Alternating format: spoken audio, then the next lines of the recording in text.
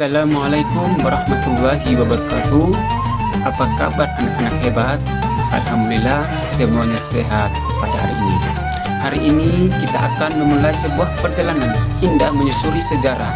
Kita akan mengenal lebih dekat sosok teladan sepanjang zaman melalui kisah kelahiran baginda Nabi besar Muhammad Sallallahu Alaihi Wasallam. Mengapa kelahiran beliau disebut sebagai cahaya bagi seluruh alam semesta? Yuk kita simak penjelasannya bersama-sama melalui video pembelajaran tentang masa kelahiran Rasulullah Sallallahu Alaihi Wasallam. Yuk kita simak bersama-sama. Tujuan pembelajaran. Sebelum kita masuk ke pembahasan inti, mari kita lihat terlebih dahulu apa saja tujuan pembelajaran kita hari ini. Mengapa kita perlu mempelajari masa kelahiran Rasulullah secara mendetail? Pertama, kita ingin memahami konteks zaman jahiliyah. Kita tidak akan bisa menghargai betapa hebatnya perubahan yang dibawa Islam jika kita tidak tahu betapa gelapnya kondisi Arab sebelum Nabi lahir. Kita akan melihat sisi gelap dan terang masyarakat Arab kala itu. Kedua, kita akan membedah peristiwa Tahun Gajah. Ini bukan sekedar cerita dongeng, tapi peristiwa politik dan keagamaan besar yang menjadi penanda waktu kelahiran Nabi. Ketiga, kita akan mengenal nasab mulia beliau. Tak kenal maka tak sayang. Kita akan menelusuri garis keturunan Nabi yang suci, baik dari ayah maupun ibunya. Dan yang terakhir dan paling penting, kita akan mengambil hikmah. Mengapa Nabi lahir dalam keadaan yatim? Mengapa harus di Mekah? Pelajaran apa yang bisa kita ambil untuk kehidupan kita saat ini? Mari kita mulai perjalanannya. Masyarakat Arab pra-Islam atau Jahiliyah. 1. Penyembahan berhala, aspek kepercayaan. Masyarakat Arab saat itu telah menyimpang dari ajaran tauhid Nabi Ibrahim alaihissalam. Mereka membuat dan menyembah patung-patung atau berhala yang diletakkan di dalam dan di sekitar Ka'bah. Mereka percaya bahwa berhala tersebut dapat menjadi perantara untuk mendekatkan diri kepada Tuhan atau memberi keberuntungan. Beberapa berhala terkenal saat itu adalah Lata, Uzza, dan Manat. 2.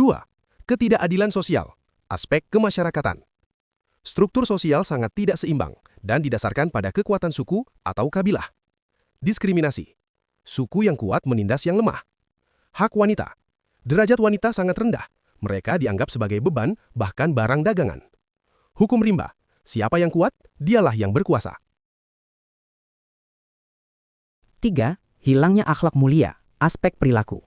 Masyarakat kehilangan kompas moral sehingga kemaksiatan menjadi hal yang lumrah dan dianggap sebagai kebanggaan. Kebiasaan buruk, mabuk-mabukan, khamar, berjudi dan perzinahan terjadi secara terang-terangan. Peperangan, pertikaian antar suku sering terjadi hanya karena masalah sepele. Riba, praktik ekonomi sangat kejam melalui riba yang mencekik rakyat kecil. Peristiwa Tahun Gajah. Latar belakang serangan. Kecemburuan Abraha. Raja Abraha adalah raja penguasa Yaman yang membangun sebuah gereja megah bernama Al-Qulais. Ia merasa iri dan marah karena orang-orang Arab dari seluruh penjuru tetap berbondong-bondong berziarah ke Ka'bah di Mekah, bukan ke gerejanya. Hal ini memicu niatnya untuk menghancurkan Ka'bah agar pusat perhatian dunia berpindah ke Yaman. Kedua, kekuatan pasukan gajah. Abraha memimpin pasukan besar yang belum pernah dilihat sebelumnya oleh orang Arab, yaitu pasukan yang diperkuat oleh gajah-gajah perang. Gajah yang paling besar dan menjadi tunggangan utamanya bernama Mahmud. Keberadaan gajah ini dimaksudkan untuk meruntuhkan dinding-dinding Ka'bah dengan mudah. 3. Ketidakberdayaan penduduk Mekah. Ketika pasukan Abraha mendekati Mekah, penduduk Mekah yang dipimpin oleh kakek Nabi, Abdul Muthalib, menyadari bahwa mereka tidak memiliki kekuatan militer untuk melawan pasukan sebesar itu. Abdul Muthalib memerintahkan penduduk untuk mengungsi ke bukit-bukit di sekitar Mekah dan menyerahkan perlindungan Ka'bah sepenuhnya kepada Allah SWT sebagai pemilik rumah suci tersebut. 4. Intervensi ilahi, burung ababil. Saat pasukan Abraha bersiap merobohkan Ka'bah, gajah-gajah tersebut tiba-tiba berhenti dan tidak mau maju. Pada saat itulah, Allah SWT mengirimkan rombongan burung ababil. Burung-burung ini membawa batu-batu kecil yang panas dari tanah yang terbakar, sitjil, dan melemparkannya ke arah pasukan Abraha. Kelima, kehancuran pasukan Abraha. Serangan batu-batu tersebut membuat pasukan Abraha hancur berantakan. Dalam Al-Quran, surah Al-Fil, kondisi mereka digambarkan seperti daun-daun yang dimakan ulat. Raja Abraha sendiri akhirnya tewas akibat luka-luka dari serangan tersebut. Dan Ka'bah tetap tegak berdiri dengan selamat. 6. Makna simbolis. Peristiwa ini terjadi hanya beberapa saat sebelum kelahiran Nabi Muhammad SAW. Hal ini dianggap sebagai pertanda kemuliaan yang akan datang, di mana Allah SWT melindungi tempat suci tersebut sebagai persiapan menyambut kelahiran Nabi terakhir yang akan membawa ajaran Tauhid. Silsilah mulia, garis keturunan. Silsilah Nabi Muhammad SAW dikenal sebagai garis keturunan yang paling mulia dan terjaga kesuciannya di kalangan bangsa Arab. Beliau berasal dari suku Quraisy, kabilah Bani Hashim. Berikut adalah rincian silsilah mulia Nabi Muhammad SAW. 1. Garis keturunan dekat atau keluarga inti. Ayah, Abdullah bin Abdul Muttalib. Ibu, Aminah binti Wahab. Kakek, pihak ayah, Abdul Muttalib, pemimpin kaum Quraisy yang sangat disegani. Nenek, pihak ayah, Fatimah binti Amr. Kakek, pihak ibu, Wahab bin Abdul Manaf, pemimpin Bani Zuhrah. Nenek, pihak ibu, Barrah binti Abdul Uzzah. 2. Silsilah ke atas, garis ayah. Muhammad bin Abdullah bin Abdul Muttalib bin Hashim, moyang yang menurunkan nama Bani Hashim, bin Abdul Manaf bin Qusay, tokoh yang menyatukan suku Quraisy di Mekah, bin Kilab bin Murrah bin Ka'ab bin Lu'ay bin Ghalib bin Fihr, gelar aslinya adalah Quraisy, bin Malik bin An-Nadar bin Kinanah bin Huzaimah bin Mudrikah bin Ilyas bin Mudor bin Nizar bin Ma'at bin Adnan. Kewafatan ayahanda, Abdullah. 1. Wafatnya sang ayah, Abdullah. Nabi Muhammad SAW disebut yatim karena ayahnya, Abdullah bin Abdul Muttalib, wafat sebelum beliau lahir. Abdullah meninggal dunia di Madinah saat dalam perjalanan pulang berdagang dari Syam, Suriah. 2. Usia dalam kandungan. Saat ayahnya wafat, Nabi Muhammad masih berada di dalam kandungan ibunya, Aminah binti Wahab. Mayoritas sejarawan menyebutkan usia kandungan Aminah saat itu baru sekitar 2 bulan.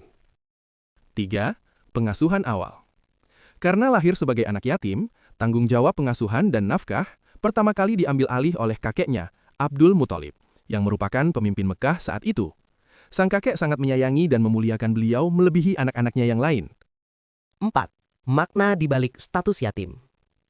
Kelahiran Nabi dalam keadaan yatim bukanlah sebuah kebetulan, melainkan bagian dari skenario Allah SWT untuk mendidik beliau.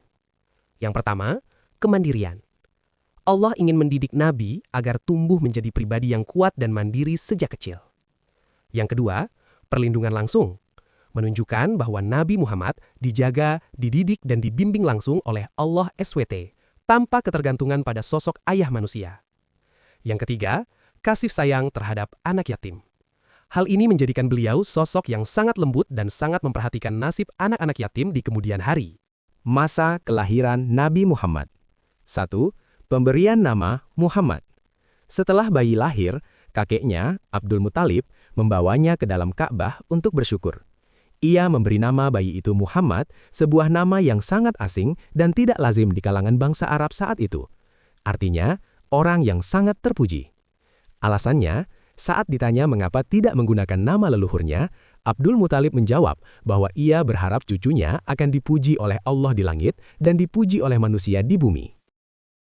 2. Tradisi persusuan, Halimah Sa'diyah. Masyarakat bangsawan Mekah memiliki tradisi menitipkan bayi mereka kepada wanita pedalaman, Badui. Tujuan, agar bayi tumbuh di lingkungan dengan udara yang bersih, jauh dari penyakit kota, dan belajar bahasa Arab yang fasih serta murni. Ibu susu.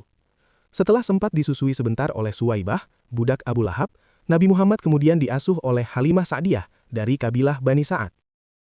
3. Keberkahan di rumah Halimah. Keluarga Halimah awalnya sedang mengalami kesulitan. Keledai mereka lemah, unta mereka tidak menghasilkan susu, dan tanah mereka kering.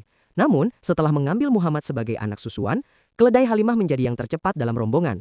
Unta dan kambing mereka menghasilkan air susu yang sangat melimpah. Tanah tempat tinggal mereka menjadi subur dan hijau kembali.